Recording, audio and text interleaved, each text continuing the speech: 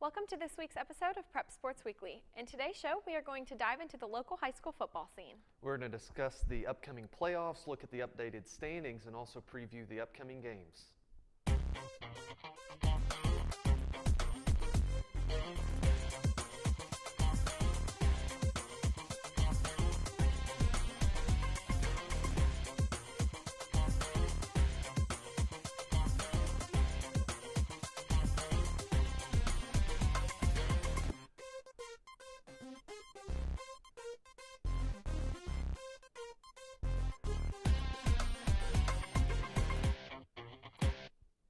Hello everybody, and thanks for tuning in to Prep Sports Weekly. I'm Isabella Christensen alongside my co-host Patton Cook. We'll jump right in with our highlight packages, starting with Antioch at Northeast, courtesy of Blaine Keller and Sienna Macri. It's safe to say that the Northeast High School Eagles were soundly seeking vengeance in their October 30th game against Antioch. After being outscored 58-0 a week ago to the Patriots of Henry County, Northeast took it to the visiting Bears, coming away with a 55-18 victory. The Eagles' defense and special teams units served as bright spots throughout this contest, forcing 6 takeaways in the first half alone. Reserve quarterback Brandon Jackson starting this game didn't stop Northeast from getting hot offensively, with running back Jawan Harris adding 3 rushing touchdowns to create more breathing room in what was already a lopsided game. Due to schools in and around the Shelby County area not participating in a football season this fall, the usual playoff opponents for Region 7-5A are eliminated. Northeast is granted a first-round bye as a result of this throughout the TSSAA Class 5A postseason. The Eagles will await the winner of next week's Clarksville-Munford game on November 13th. Northeast head coach Brandon Clark spoke on the result of Friday night's game and what to expect from the program during their week away. You're always looking to see how you're going to rebound with a bad loss, and I feel like we were able to accomplish the things that we needed to accomplish and get some rusty hinges loose. The Eagles close out their regular season at 6-2, while Clark and company hope to remain hot throughout the TSSAA postseason. From Northeast High School, this has been Blaine Keller with Prep Sports Weekly. Well, let's turn our attention to a game which had it all to play for. For Dyer County, it was in the case of playoff seeding, and for Kenwood, it was playing for their playoff lives. This package came courtesy of Alex Allard and James Williams. On Friday, the Kenwood Knights played host to the Dyer County Choctaws in a must-win game for the Knights. In order for Kenwood to slide into the playoffs, they would need to knock off Dyer County and get some help from West Creek, who needed to defeat Clarksville High. Neither happened for the Knights, as they would be defeated 56-20 in their contest, and West Creek fell 40-0 against the Wildcats of Clarksville. The Knights fell in a hole early. After the first quarter, the team found themselves down 21-0. In seconds into the second quarter, they were down 28-0. When it seemed like all hope was lost for the home team, freshman defensive back Deontre Pigeon intercepted a pass from Josh Stewart. 3 plays later, senior running back Tyshawn Miles crossed into the end zone for the Knights' first score of the game. On Dyer's next possession, while they were deep into Kenwood territory, they fumbled the ball and Kenwood took over at their own 2. A few plays later, Jalen Washington found Quintavious Barnes, who took a short pass and raced past Choctaw defenders until he was eventually forced out at the Dyer County 15. Washington would find Barnes again a few plays later for 6 and bring the game within 2 scores. All momentum that the Knights had was lost on Dyer's next possession, as they would go on a 32-second drive that ended with a touchdown going into the half. The second half was owned by the Choctaws, as they would outscore Kenwood 21-6 and come away with a 56-20 victory. Through the pandemic, there's been a lot of adapting that has had to take place for players and coaches alike. Here's what Kenwood head coach Les Greer had to say on those changes. Ball is away, and it is caught. There's been a lot of it. I guess that there's so much that we do in protocol-wise and so much going on that everybody is stretched thin. Just, so many additional jobs. But we have to do it to stay safe, to keep our protocols. Our season will be over had we not been doing what we've been doing protocol-wise and staging areas and dressing in cycles and wearing masks all the time, little things like that. everything and these procedures we do. That football coaches do a lot of extra stuff anyway. Now we have more extra stuff to do, so that limits time with family, times with game planning. I'm proud of our staff and giving up time with their family to do that for these guys. Next week, Dyer County will play host to the Brighton Cardinals in the first round of the Class 5A state football playoffs. The winner of that game will face off against Henry County. For Kenwood, the team will finish off their season next week with a road matchup against the Dixon County Cougars. From Kenwood High School, my name is Alex Allen with Prep Sports Weekly.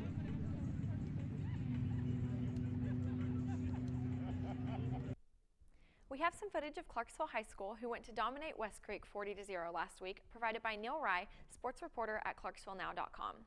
Now, Clarksville High School went into this game and they knew that they needed this win to advance to their 4th consecutive postseason, and there was no backing down for them in this one.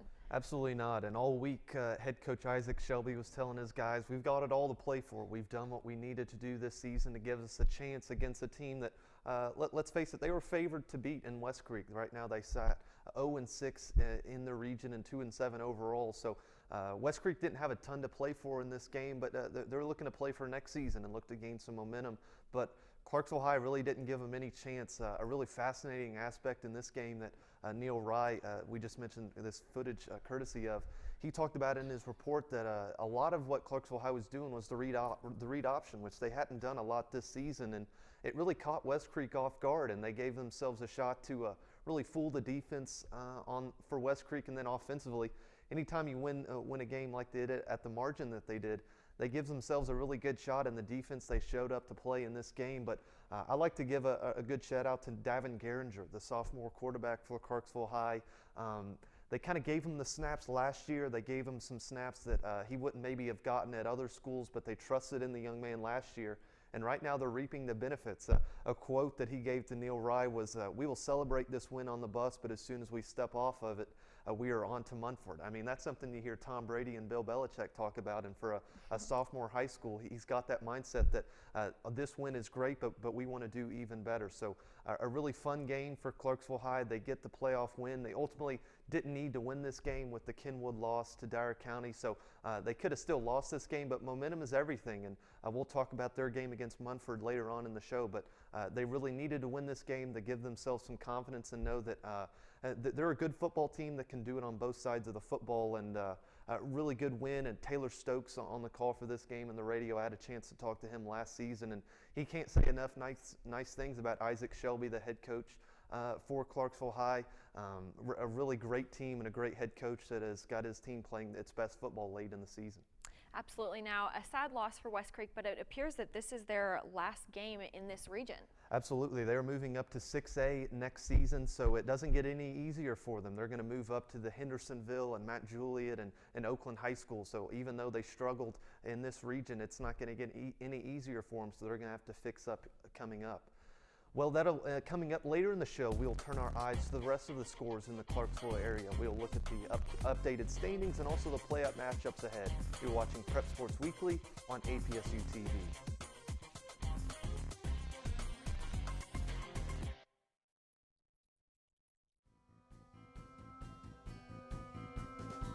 We build on success and the success of others. But we are more than sports. We are institutions that play a special role. We are a community that cares, supporting one another beyond the field of competition. Now and always, we are all together. We are all the Ohio Valley Conference.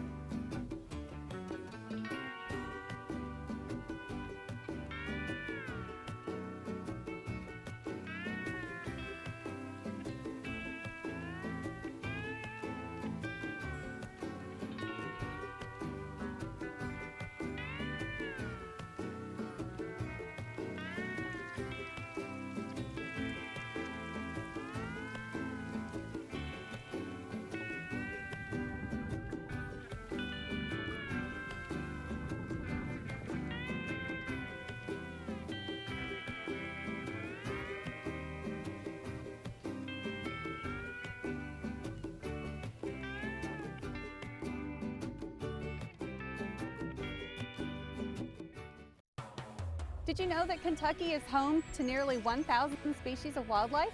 The Kentucky Department of Fish and Wildlife has a team of scientists dedicated to the monitoring and study of animals that are not hunted, fished, or trapped. We work every day to improve Kentucky's landscape so that these species can thrive. And now there's a way for you to jump in and help. When you become a member of Kentucky Wild, we'll work side by side and do our part to keep Kentucky wild. Welcome back to Prep Sports Weekly. Well, now that we had a look at some of the games across the Clarksville area, let's run through the rest of the scores and matchups that took place this week. So first we had Northeast High School and Antioch High School, and no surprise here, Northeast went in and really dominated for this one. Yeah, this game kind of ended the way most would have thought it had. Henry County continuing their dominance a week out after beating Northeast by a large margin. It ended 48-0, and the problems for Northwest really, or actually for Northeast and Antioch, you really can't say enough about what Northeast is doing rather. Antioch, not the best football program right now, lost a lot last season and years past, not the program what it used to be, but Northeast doing exactly what they should. Coming off a tough loss against Henry County, they really needed this win. Like I said in last week's show, it didn't mean much for their playoff standing, but they needed to win it. Now, as you stated already, Henry County against Northwest, no shock here whatsoever. They went in and dominated just as they always do. Absolutely, continuing their dominance and continuing their shutouts across the season. They've had 4 shutout wins this season, and anytime you hold your opponent to 0, you're at least going to tie the ball game. And not many times is Henry County going to be held scoreless. For Northwest, kind of their continues on the offensive side continue. They'd scored 10 or fewer points in 5 games this season, and the defense, you can't ask that defense from Northwest to hold Henry County to that score. So continuing the dominance for Henry County, not much surprises here, but Northwest, they got some new starters in this game, kind of the same avenues that Clarksville High and of course West Creek was doing last season. Get some of the young guys in and see if you can't build on this game for next season, but it's tough to take any positives out of a game like that. Absolutely, and then you have Dyer County who went to Kenwood, and for Kenwood this was an important game. This could have got them to a playoff position, but Dyer County this season, they have been really fun to follow. They are really staying up with the upper 2 there, and they're a strong team. Absolutely, and how I like to put it is there's a clear difference between the top 3 teams. Right now Henry County is the clear first place, Northeast is the clear second place, and Dyer County with this win, they show that they're no slouch in terms of beating the lower teams like they should. As we stated earlier, Clarksville High School went in and dominated West Creek. Now we have Rossview High School and Lebanon 21-14.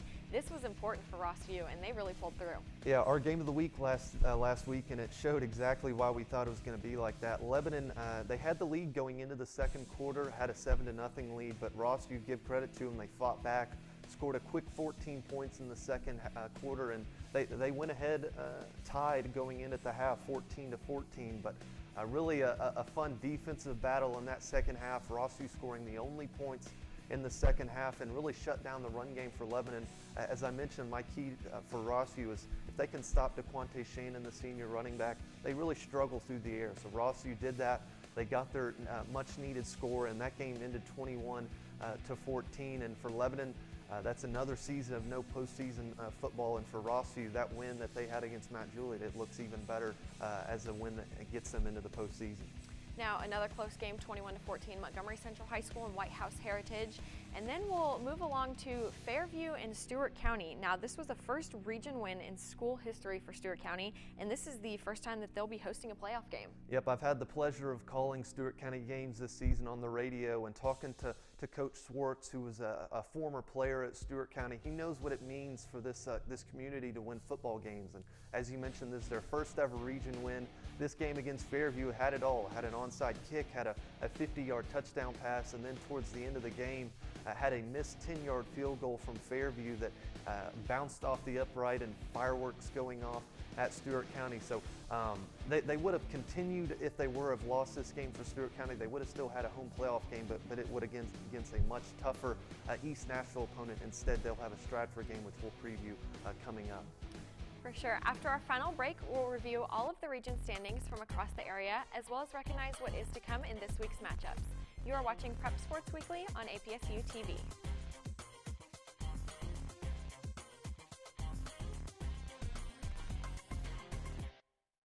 roll over. Chance high five. All right. When you adopt a shelter pet, you discover all the things that make them unique. And your mother and...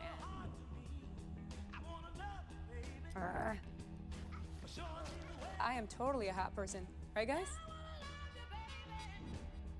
Thanks for being honest. They're a little bit of a lot of things, but they're all pure love. Adopt pure love at theshelterpetproject.org. You can help support Austin Peay students who don't have enough to eat by donating to the Save Our Students Food Pantry. The Save Our Students Food Pantry is looking for soup, pasta, canned meat, canned beans, peanut butter, and fruit. You can drop off your donations at the food pantry on Home Avenue. It's open Tuesdays through Friday, 8:30 until 4. For more information, call 221-1620. 221-1620. A campus reminder from Austin Peay. College can be hard, and sometimes life can be even harder. That's why Austin Peay offers counseling services for students in need of help. Whether it's mental health, relationship advice, or even having someone just to vent to, counseling services are available. All you have to do is call 221-6162 or stop by their office in the Art Building and begin finding your way back to wellness. For more information about student counseling services, check out our Facebook page at WAPXFM 91.9.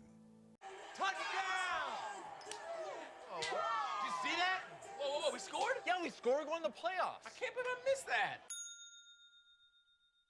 Every time I'm buzzed, I spend too much time on my phone. What? I should take your phone away. No. I'll call for a ride. Wait, why does my face look like that? I'm playing with these new face filters. Okay, you know what? Yep, that's mine. But I need that back. No. Kevin!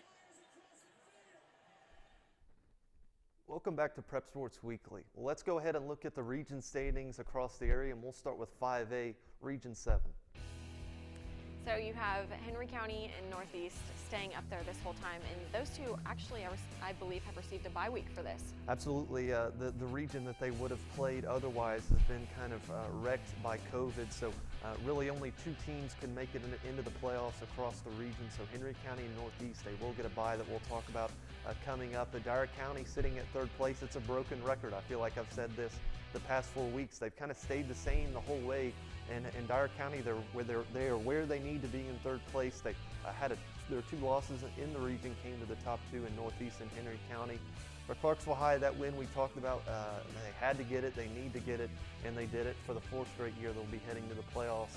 And then Kenwood, a missed opportunity that they'll have to kind of think about for the year to come. Luckily enough, not a senior-ridden team there for Kenwood, so they got a lot of young guys, a lot of sophomores and juniors that will turn into hopefully some pretty good football teams. And then the bottom, it's a tough one. West Creek, they will end their region this past 3 years without winning a game in this region against Henry County, Northeast, and etc. So a tough one there at the bottom, but at the very top, you'd have to say one of the more deeper regions that we'll talk about this season.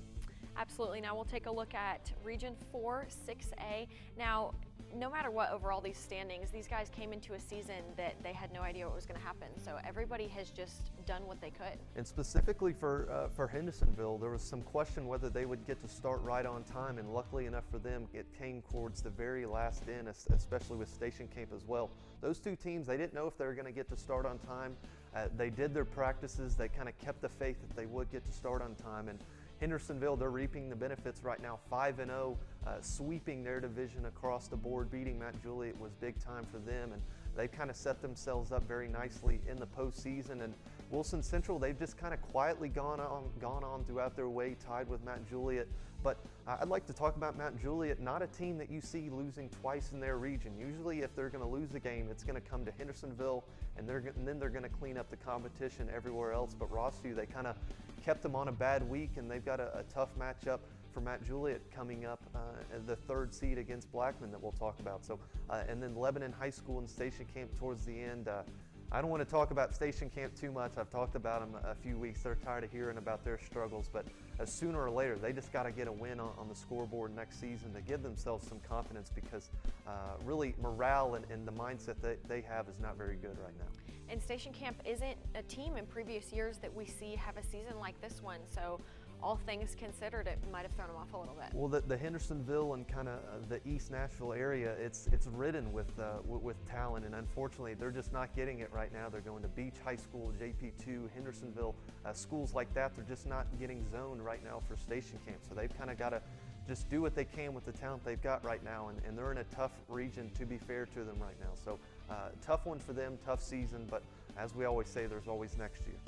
We'll take a look at Region 5 4A. So you've got Springfield up there, Springfield and Creekwood. Those two kind of battling it this season. Absolutely, and those two teams squared off last week, and Springfield, there are a lot of questions. Are they going to be the top dog in this region? Because Creekwood was undefeated going into that game. They were 9-0 and 5-0 in the region, and really Springfield, they never let them have a chance the entire time. They jumped out early and really never gave Creekwood a start, and that's got to be so demoralizing for Creekwood, because I'm sure they were talking between themselves that this is our best shot to beat Springfield. This is our best team right now, and it really just wasn't enough for Creekwood to knock off Springfield. But right now they're second place, so they'll have a home playoff game to go their way. So even though they had a tough ending to the season, they still got a lot to play for. And then the two White House teams are going to get into the playoffs, White House High School and then White House Heritage. The Patriots, the only good Patriots team right now playing football right now. So those two teams will make the playoffs, but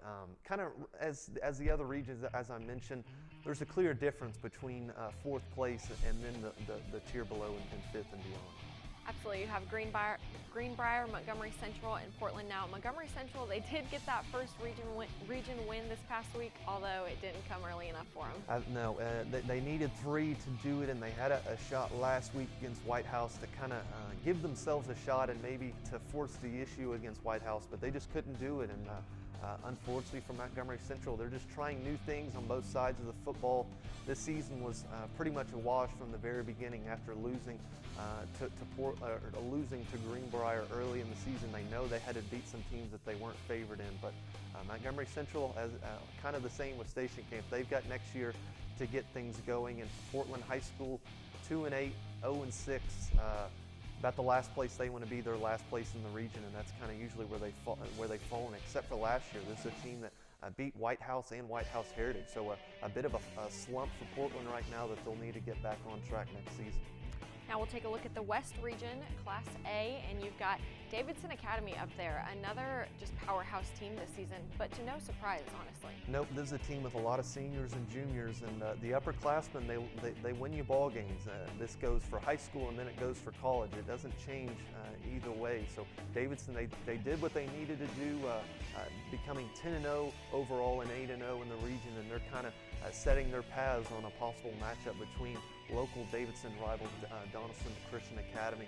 That will be a fun one to go to that I'm hoping to get to, hopefully in the state championship, knock on wood. Now, towards the end, we mentioned Clarksville Academy, the majority of their season. They had it cut short 2 weeks ago because of COVID. They just went ahead and cut their losses this season, had a bit of a breakout within the team. So a tough one for Clarksville Academy. They're really struggling to replace their quarterback that they missed 2 years ago. So they're just trying to find someone to fill that void, and they've yet to find it just yet. Now for our final portion here today, let's review what the brackets look like for postseason.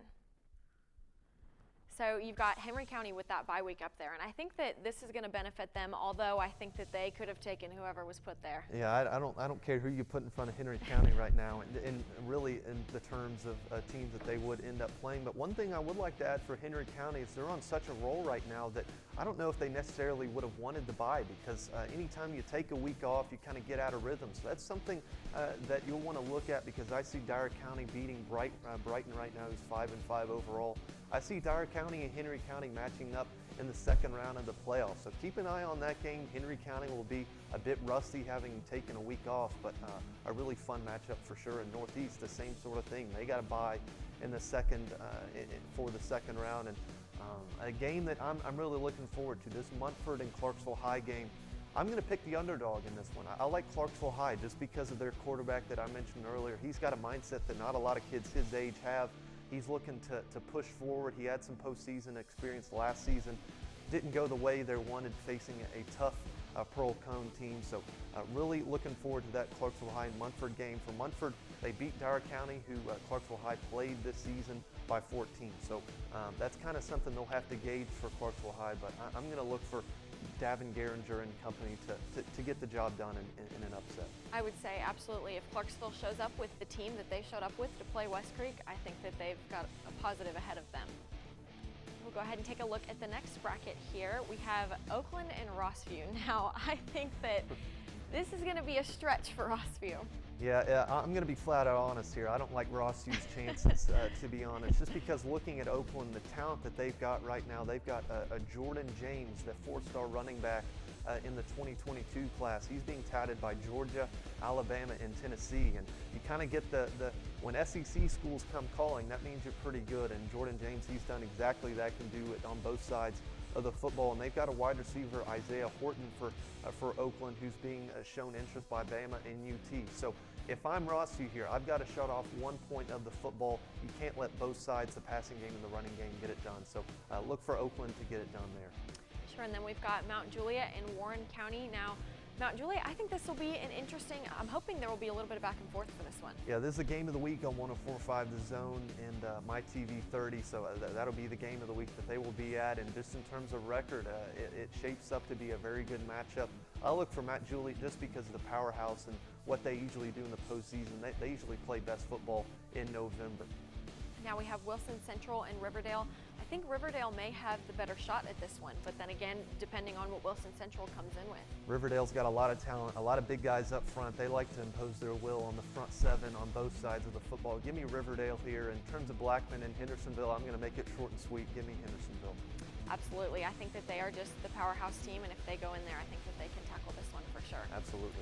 Now, this is our final show, and that's all we have for you today and the rest of the season. From Patton and I, we just want to thank you guys for tuning into this. We've had a lot of fun with Prep Sports Weekly, and it's been awesome to look at something different than collegiate sports and to keep up with these high school teams who had no idea what they were going to do this season. I've really enjoyed looking at teams that I wouldn't normally look at. Montgomery Central, a team that I would have thought had high expectations, but we've kept an eye on, hasn't done the best. But of course, looking at Stewart County this season, another great team. So this has been an honor to be on this show, looking at teams that I wouldn't normally get to look at. And we'd like to also thank our editors and reporters live at these games. This show wouldn't be possible without them. So they've kind of made our job a little bit easier. We're just talking football. They're doing the real work in terms of editing and also going to the games, interviewing coaches and players. So really fun show. This will be the end of the football season, unfortunately, though. Absolutely. Thanks for tuning in. Stay safe and healthy, Govs.